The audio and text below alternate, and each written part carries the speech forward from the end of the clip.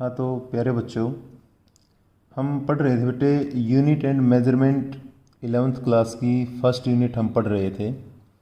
उसका एक लेक्चर हमने कल करा था, आज लेक्चर नंबर 2 है।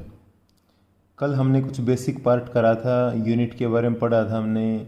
फिर दो टाइप की अलग अलग यूनिट पढ़ी थी हमने। फंडामेंटल यूनिट्स होती हैं, डिराइव्ड यूनिट्स होती हैं, अलग अलग टाइप की फिजिकल क्वांटिटीज़ पढ़ी थी हमने कि फिजिकल क्वांटिटीज़ क्या होती हैं, फंडामेंटल कौन सी होती हैं, डिराइव्ड कौन सी होती हैं।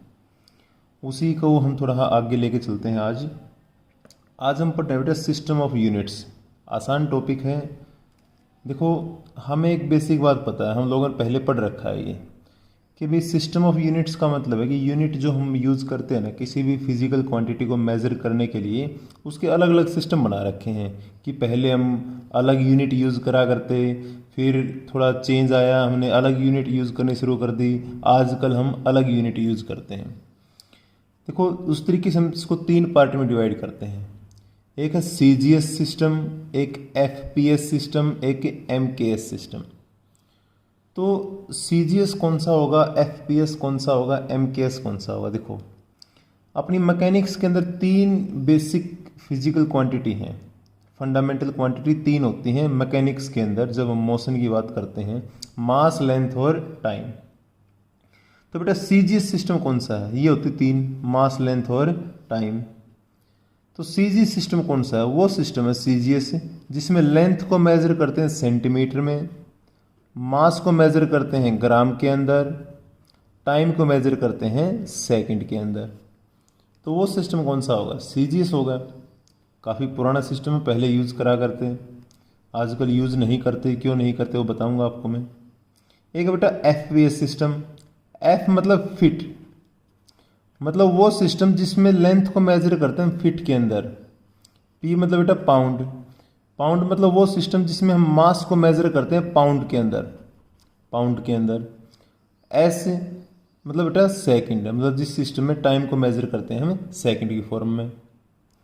उसके बाद बेटा MKS सिस्टम। MKS सिस्टम कौन सा होगा? MKS बेटा जिसमें हम लेंथ को मेजर करते हैं मीटर में, मीटर के अंदर, के मास को मेजर करते हैं बेटा हम किलोग्राम के अंदर, और टाइम को मेजर करते हैं सेकंड के अंदर। तो ये 3 अलग अलग सिस्टम हैं किसी भी फिजिकल क्वांटिटी को मेजर करने के लिए। एक और है आजकल SI सिस्टम बोलते हैं जिसको हम, वो अपने MKS का एडवांस वर्जन है। इस MKS का रेशनलाइज्ड वर्जन है, एडवांस वर्जन है, उसके बारे में भी पढ़ेंगे अभी। तो ये सिस्टम है। अब बात ये आती है कि भाई इतने सारे सिस्टम की ज़रूरत क्यों पड़ी? एक्चुअली में ये सिस्टम क्या है, ये अपने डेली रूटीन के अंदर जैसे जैसे साइंटिफिक प्रोसेस आगे बढ़ती चली गई, तो उसके हिसाब से इन सिस्टम को अपडेट करा गया ज़रूरत के हिसाब से। तो आजकल हम SI सिस्टम पढ़ते हैं, पहले FPS हुआ करता सिस्टम, फिर CGS हुआ करता, फिर MKS आया, फिर आजकल हम SI सिस्टम यूज़ करते हैं, जो थोड़ा हर बार बेटर होता चला जाता है। देखो बेटे, ये जो सिस्टम है ना, इसमें कई बार आपसे पूछते हैं कि जो ये 2 सिस्टम है ना, CGS और FPS, ये काफ़ी पुराने सिस्टम है, लेकिन इनका यूज़ नहीं करते आजकल हम। यूज़ क्यों नहीं करते? क्योंकि इनके कुछ ड्रॉबैक्स हैं। तो कमियां क्या क्या हैं इसके अंदर, क्या क्या ड्रॉबैक है कि हम CGS और FPS सिस्टम का यूज हम क्यों नहीं करते? पहली बात तो ये है कि जो पहला जो ड्रॉबैक है, वो मेन जो मुख्य ड्रॉबैक है, वो क्या है कि जो इन सिस्टम के अंदर जो यूनिट है ना, वो यूनिट बहुत छोटी है, बहुत छोटी यूनिट है, वेरी स्मॉल यूनिट है। जिस तरह भाई लेंथ को आपको मेजर करना है, सेंटीमीटर में मेजर करना है या फीट में मेजर करना है। अब मान लिया हमें कोई लार्ज डिस्टेंस मेजर करनी पड़ जाए, मान लिया हमें कोई डिस्टेंस मेजर करनी है, जींद से दिल्ली की डिस्टेंस मेजर करनी है 2 सिटी के बीच में। अब आप उसको फिट में तो मेजर कर नहीं पाओगे। अगर आप मेजर करोगे फिट के अंदर तो बहुत कॉम्प्लिकेटेड हो जाएगा, सेंटीमीटर में भी काफ़ी कॉम्प्लिकेटेड हो जाएगा। तो इसलिए ये दोनों सिस्टम हैं, इन दोनों सिस्टम को हमने इग्नोर करना शुरू कर दिया। कारण क्या था? पहला कारण कि इनकी जो मेजरिंग वैल्यू थी ना, वो बहुत छोटी थी। तो पहला इनका जो ड्रॉबैक था इन सिस्टम के अंदर, कि जो यूनिट्स थी, यूनिट्स ऑफ, चाहे वो CGS है चाहे वो FPS है, FPS आर वेरी स्मॉल, बहुत छोटी यूनिट है, जिसकी वजह से हम किसी लार्ज क्वांटिटी को मेजर नहीं कर पाते। लार्ज क्वांटिटी को मेजर करना कंपैरेटिवली थोड़ा टफ हो जाता है, उसको मेजर करना, इसलिए हम इसको सिस्टम को धीरे धीरे छोड़ना शुरू कर दिया। ऐसा नहीं कि कंप्लीटली छोड़ दिया, हम आज भी यूज़ करते हैं, लेकिन मुख्य तौर पर जब हम यूज़ करते तो एमकेएस सिस्टम या फिर एसआई सिस्टम जो इसका एडवांस वर्जन है उसका इस्तेमाल करते हैं। दूसरा इसका डिसएडवांटेज ये है इनका एफपीएस का, सीजीएस का, कि जब इनको आपस में कन्वर्ट करना होता है ना, जिस तरह मान लिया एफपीएस सिस्टम है, एफपीएस है, एफपीएस में वही लेंथ किस में मेजर करते हैं, फीट में मेजर करते हैं। अगर मान लिया फीट को हमें मीटर में कन्वर्ट करना पड़े, तो जो वैल्यू आएंगी ना, जो कैलकुलेशन आएगी वो पॉइंटों में आती है, मतलब फ्रैक्शन के अंदर आती है, जिसकी वजह से उसको मेजर करना काफ़ी टफ हो जाता है। कहने का मतलब है कि यहाँ पर जो मल्टीप्लिकेशंस होती हैं उनकी कैलकुलेशन काफ़ी टफ होती है, इसलिए इनका कन्वर्जन मुश्किल होता है एक सिस्टम से दूसरे सिस्टम के अंदर, इसलिए इनको यूज़ करना कंपैरेटिवली कम कर दिया। कारण कि ये डिफ़िकल्ट होते हैं, difficult to convert from one system to another, हो तो जाते हैं लेकिन कंपैरेटिवली कैलकुलेशन थोड़ी ही टफ होती है। तीसरा कारण क्या था इनका फेल होने का, कि ये हर जगह पॉपुलर नहीं है, they are not popular everywhere. हर जगह ये पॉपुलर नहीं है, कि मतलब हर सिस्टम के अंदर, हर देश के अंदर इसका इस्तेमाल नहीं होता। ये थोड़े रीजनल सिस्टम हैं, रीजनल सिस्टम ऑफ यूनिट्स हैं ये, मतलब किसी किसी जगह इनका इस्तेमाल होता है। जिस तरह एफपीएस है, ये इसमें पाउंड में मेजर करते हैं मास को, पाउंड में। ये आज भी यूज़ करते हैं कुछ एक सिटी के अंदर, कुछ एक कंट्रीज़ के अंदर, जैसे ब्रिटेन वगैरह के अंदर, यूरोप के अंदर पाउंड का आज भी मास को मेज़र करने के लिए किया जाता है। करेंसी भी है उनकी पाउंड, लेकिन मास को मेज़र करने के लिए भी कहीं ना कहीं फ्रांस वगैरह के अंदर इसका इस्तेमाल करते हैं, लेकिन ये ऑल ओवर द वर्ल्ड इस्तेमाल नहीं होते, इसीलिए इसको हम इग्नोर कर देते हैं। तो अब आया कौन, मेन बना अपने पास एमकेएस सिस्टम काफ़ी मेन है, काफ़ी इंपॉर्टेंट है।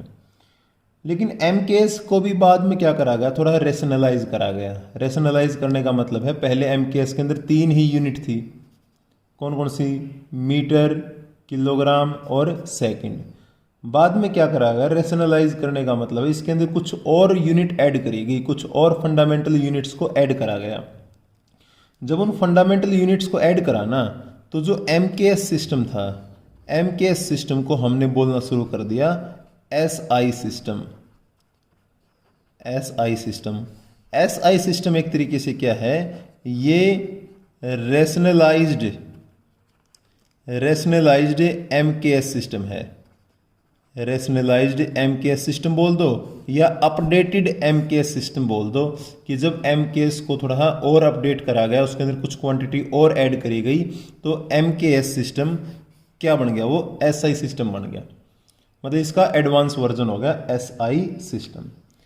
एसआई का मतलब एक तरीके से क्या होगा, एसआई सिस्टम अपनी, मैंने कल बताया था आपको, एक एजेंसी है वर्ल्ड के अंदर, general conference on weight and measures, France के अंदर है, पेरिस के पास इसका ऑफिस है।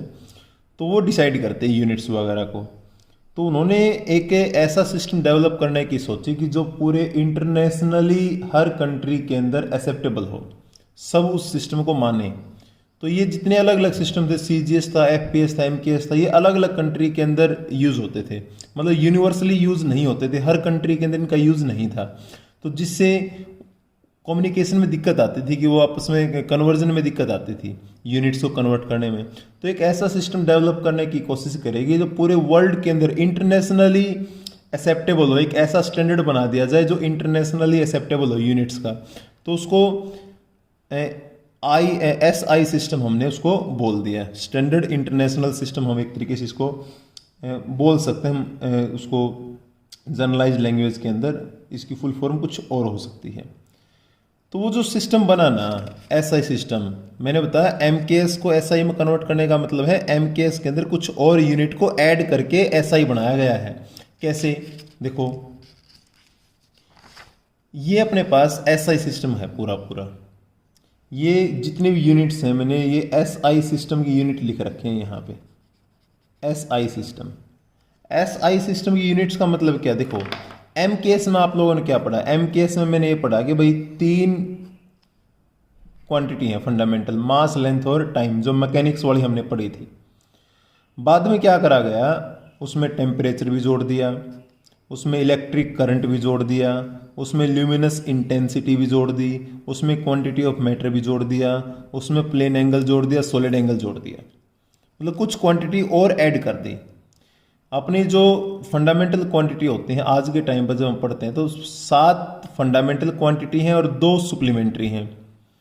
7 फंडामेंटल है अपने पास, ये मास, लेंथ, टाइम, ये तो मैकेनिक्स की होगी जो पहले से ही पढ़ते आए हैं। फिर टेम्परेचर है, करंट है, इंटेंसिटी है, मैटर, क्वांटिटी ऑफ मैटर है, मतलब एक तरीके से अमाउंट ऑफ मैटर होती है। फिर 2 सप्लीमेंट्री यूनिट होते हैं, प्लेन एंगल और सॉलिड एंगल। ये टोटल 7 फंडामेंटल हैं, 2 सप्लीमेंट्री हैं। ये बेसिक यूनिट है 9 एसआई सिस्टम के अंदर, जो एमकेएस को रैशनलाइज्ड करके उसको एडवांस करके बनाई गई थी। तो मास को हम किस में मेजर करते हैं? किलोग्राम में मेजर करते हैं। लेंथ को किस में मेजर करते हैं? मीटर में। टाइम को सेकंड में। टेम्परेचर को केल्विन में। ध्यान रखना, टेम्परेचर की और भी यूनिट होती हैं, डिग्री सेल्सियस होती है, फ़ारेनहाइट होती है, लेकिन केल्विन उसकी ऐसा यूनिट होती है, ध्यान रखना। इलेक्ट्रिक करंट हमें पता भी एम्पियर में मेजर करते हैं इसको हम। ल्यूमिनस इंटेंसिटी है ना, एक ये यूनिट होती है। ल्यूमिनस इंटेंसिटी एक एनर्जी के रिस्पेक्ट में यूनिट होती है, कि इंटेंसिटी होती है कि अमाउंट ऑफ कितनी एनर्जी वो पर यूनिट एरिया पर सेकंड फॉल करती है। इसको हम डिटेल में पढ़ेंगे आगे, फिलहाल आपने ध्यान रखना इसकी यूनिट होती है कैंडला। कैंडला इसकी यूनिट होती है। एक होती है क्वांटिटी ऑफ मैटर, केमिस्ट्री के अंदर आप लोगों ने पढ़ा होगा मोल कॉन्सेप्ट, तो मोल इसकी यूनिट होती है क्वांटिटी ऑफ मैटर की। फिर 2 यूनिट होते हैं बेटा, सप्लीमेंट्री यूनिट बोलते हैं इसको हम। एक प्लेन एंगल होता है, एक सॉलिड एंगल होता है। प्लेन एंगल का मतलब क्या है, मैं सिंपल आपको बता देता हूँ। जिस तरह मान लिया कोई बॉडी है, सर्कुलर मोशन में मूव करती है, ऐसे घूम रही है कोई बॉडी, किसके अबाउट? इस सेंटर के अबाउट। तो इस सेंटर से यहाँ तक ये होगा सेंटर, मान लिया ओ। मान लिया कोई पार्टिकल यहाँ पर था ए पॉइंट पर, ए पॉइंट से पार्टिकल चला गया, मान लिया बी पॉइंट पर पार्टिकल चला गया ऐसे घूम के, तो उसने जितना एंगल कवर नहीं करा यहाँ पे सेंटर पे, पार्टिकल ने ए पॉइंट से बी पॉइंट तक जाने के लिए जो एंगल कवर करा यहाँ पे थीटा, इसको हमने प्लेन एंगल बोला है। मतलब angle at the centre of the circle, ये प्लेन एंगल है। और इसकी जो यूनिट होती है वो होती है बेटा रेडियन। रेडियन इसकी ऐसा यूनिट है, ध्यान रखना। और भी यूनिट होती हैं, अब तक हमने यूनिट पढ़ी कौन सी होती है 10th क्लास के अंदर? एंगल के लिए, एंगल मतलब थीटा, थीटा के लिए यूनिट क्या पढ़ा करते हैं हम? डिग्री, कि 90 डिग्री का एंगल है, 10 डिग्री का एंगल है, 60 डिग्री है, 70 डिग्री है, 45 डिग्री है, मतलब वो भी यूनिट है, लेकिन वो ऐसा ही नहीं है। ऐसा यूनिट क्या है? रेडियन है, इसको हम पढ़ेंगे आगे। एक होती है सॉलिड एंगल। सॉलिड एंगल की यूनिट होती है बेटा स्टेरेडियन। स्टेरेडियन सॉलिड एंगल की यूनिट होती है। सॉलिड एंगल का मतलब पता है क्या? सॉलिड एंगल का मतलब तुम इसको इस तरीके से लगा के चलो, जिस तरह वो होती है अपने पास एक कोन होती है, जो कोन का जो एंगल होता है ना, कोन मतलब आइसक्रीम कोन लगा लो, या फिर एक वो बर्थडे पे कैप पहनते हैं हम, कुछ इस तरीके से होती है वो, इस तरीके से कोन हो गया, ठीक है। तो ये जो है ना, देखो इसका जो कोन के अंदर जो अंदर जो एंगल बना है अपने पास, ये जो इसके सेंटर में जो एंगल बन रहा है ना यहाँ पे, ये सॉलिड एंगल है। सॉलिड एंगल बन गया इस यहाँ पे। तो ये कोन की बात कर रहा हूँ, इसके अंदर मैं ये वाला एंगल दिखा रहा हूँ आपको, जो इसके सेंटर में हमें दिखाई दे रहा है यहाँ पे। तो ये सॉलिड एंगल होता है, उसकी यूनिट होती है स्टेरेडियन। तो ये टोटल 7 फंडामेंटल हैं, 2 सप्लीमेंट्री हैं। एसआई सिस्टम की ये यूनिट होती हैं। अब जिस तरह ये मैं एंगल के बारे में एक बार थोड़ा बताया था, मुझे यूज़ करना पड़ेगा इसका आगे। ये जो पार्टिकल मान लिया ए से बी पे गया, तो इसने इसकी रेडियस कितनी थी r, इसने मान लिया ए से बी तक इसने लेंथ कवर करी l। तो मैं आपको बता दूं, ये जो प्लेन एंगल होता है थीटा इजिकल टू होता है l बाई आर। l बाई आर होता है, l मतलब लेंथ ऑफ आर्क ए से बी तक, मतलब ऐसी कंडीशन है जिस तरह ये ए पॉइंट पे था, फिर ये बी पॉइंट पे चला गया, बी पॉइंट पे तो उसने कितनी लेंथ कवर करी, ये ए से बी तक एल लेंथ कवर करी, और कितना एंगल बनाया उसने सेंटर पे, थीटा एंगल बनाया। ये क्या थी, उसकी रेडियस थी। तो थीटा इज इक्वल टू क्या होगा, एल बाई आर होता है। मैथमेटिक्स के अंदर आया भी होगा, तुम लोगों ने पढ़ा भी होगा, इसका यूज भी करेंगे हम आज। तो बेटा देखो, ये तो हमने कुछ बेसिक ही बातें पढ़ी हैं, कोई बहुत मुश्किल चीज़ हम लोगों ने नहीं पढ़ी अभी तक। अब अपना जो नेक्स्ट जो पार्ट आएगा ना, मैं आपको बता दूं, यहाँ पे हम और भी कुछ यूनिट्स का इस्तेमाल करते हैं, कुछ प्रैक्टिकल यूनिट्स होती हैं, उन प्रैक्टिकल यूनिट्स को हम पढ़ेंगे। उससे पहले मैं एक चीज़ आपको बता देता हूँ, हम जब एसआई सिस्टम की बात कर रहे हैं ना, तो एसआई सिस्टम के एडवांटेज क्या क्या हैं। एडवांटेजेस ऑफ एसआई सिस्टम, आपसे कोई पूछ ले कि भाई पुराने इतने सिस्टम थे, सीजीएस था, एफपीएस सिस्टम था, एमकेएस था, तो फिर एसआई की ज़रूरत क्यों पड़ी, इसमें ऐसी क्या खास बात है कि भाई ये हमने अडोप्ट कर लिया, आज हम इसी का इस्तेमाल करते हैं। तो हमने वो एडवांटेजेस पढ़ने कि वो क्या क्या एडवांटेज हैं सीजीएस एसआई सिस्टम के, जिसकी वजह से हम इसका इस्तेमाल करते हैं। तो मैं आपको बता दूं बेटा, देखो मैं 4-5 एडवांटेज आपको बता देता हूँ। पहला एडवांटेज, जो एसआई सिस्टम है ना, ये बेटा एक रेशनल सिस्टम होता है, रेशनल सिस्टम ऑफ यूनिट्स है। रेशनल सिस्टम ऑफ यूनिट्स का मतलब क्या बेटा, इस बात को समझना। रेशनल सिस्टम ऑफ यूनिट्स का मतलब ये होता है कि भाई इस सिस्टम के अंदर एक फिजिकल क्वांटिटी को एक ही यूनिट असाइन करी गई है, मतलब एक ही फिजिकल क्वांटिटी की अलग अलग यूनिट पॉसिबल नहीं होगी। मैं एक छोटा एग्जांपल देता हूं आपको। जब हम एमकेएस सिस्टम पढ़ा करते हैं ना, एमकेएस सिस्टम, तो एमकेएस सिस्टम के अंदर मैं आपको एक छोटी बात बताता हूं कि वहां पर जब हम एनर्जी को मेजर करते हैं ना, काइनेटिक एनर्जी या पोटेंशियल एनर्जी, मतलब मैकेनिकल एनर्जी को मेजर करते हैं, तो किस में मेजर करा करते हैं, जूल में मेजर करा करते, जूल में। और जब हम मेजर करते हैं हीट एनर्जी को, हीट एनर्जी को अगर हम मेजर करें तो हीट एनर्जी को मेजर करा करते हैं, वहां पे हम कैलोरी के अंदर मेजर करते थे, कैलोरी के अंदर। और जब हम इलेक्ट्रिकल एनर्जी की बात करें, इलेक्ट्रिकल एनर्जी, तो उसको मेजर करते हैं वाट आवर के अंदर, वाट आवर। मतलब है तो तीनों एनर्जी, चाहे इलेक्ट्रिकल है, चाहे काइनेटिक है, चाहे हीट एनर्जी है, तो तीनों एनर्जी, लेकिन तीनों को मेजर करने के लिए अलग अलग यूनिट यूज करनी पड़ा करती एमकेएस के अंदर। ठीक है, तो एसआई सिस्टम के अंदर क्या होता है, ऐसा नहीं है। एसआई सिस्टम के अंदर जितनी भी टाइप ऑफ एनर्जी हैं, सबकी एक ही यूनिट होगी। ऑल टाइप ऑफ एनर्जी, कोई भी हो, चाहे कैसी भी एनर्जी है, सभी एनर्जी की एक ही यूनिट है, क्या है वो, जूल है। तो ये एडवांटेज होगा कि हमें किसी भी तरह की कोई भी एनर्जी है, सबको हमने अलग अलग यूनिट में पढ़ने की बजाय एक ही यूनिट में उसको पढ़ लेते हैं, तो उनकी सबकी एक ही यूनिट है, इसलिए इसको रेशनल सिस्टम ऑफ यूनिट्स बोलते हैं। ये हमें बेनिफिट होगा कि हमें अलग अलग एनर्जी के लिए अलग अलग यूनिट याद रखने की जरूरत नहीं होगी। ठीक है बेटे। दूसरा एडवांटेज, सेकेंड एडवांटेज ये है कि ये मैट्रिक सिस्टम ऑफ यूनिट्स होता है, matric system of units. Matric system of units का मतलब क्या है, मैट्रिक सिस्टम ऑफ यूनिट्स का मतलब ये है कि इसको हम 10 की पावर में रिप्रेजेंट कर सकते हैं। मतलब इसकी जो यूनिट्स है ना, उन यूनिट्स को हम, यूनिट्स कैन बी एक्सप्रेस्ड,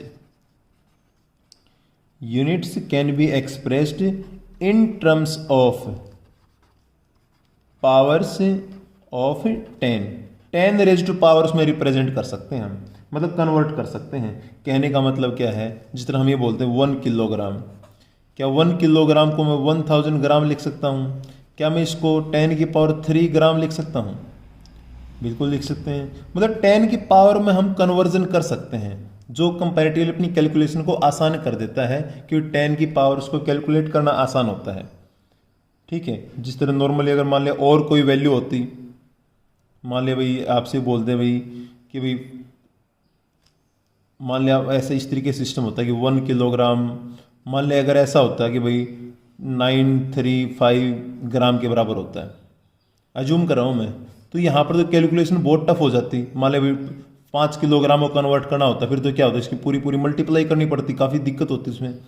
तो इसकी बजाय अपने पास इसका जो सिस्टम है ना, जो मैट्रिक सिस्टम है, इसके अंदर मोस्टली पावर क्या होती हैं, 10 की पावर में रिप्रेजेंट होती हैं।